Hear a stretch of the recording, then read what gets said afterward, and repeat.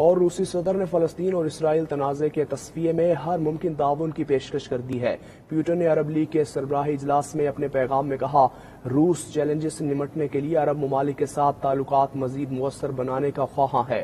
روس مشرقی وسطی اور شمالی افریقہ کے ممالک کے ساتھ تعلقات میں گہری دلچسپی رکھتا ہے۔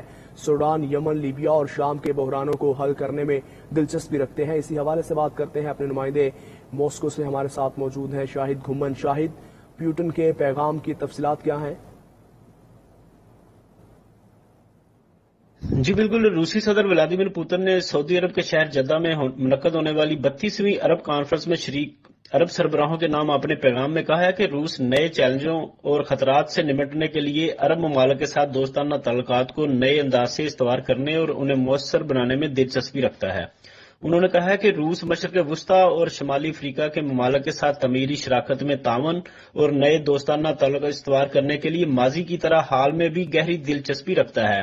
صدر پوتن کا کہنا تھا کہ روس خطرناک علاقائی مسائل کے پرامن حل کے لیے اجتماعی کوششوں کی حمایت جاری رکھنے کے حوالے سے پرعزم ہے۔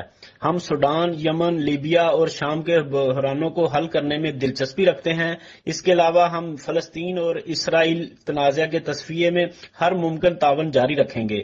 صدر پوتن کا مزید کہنا تھا کہ روس عرب ممالک کے ساتھ کثیر الجہتی تعاون کو وسعت دینے کا ارادہ رکھتا ہے۔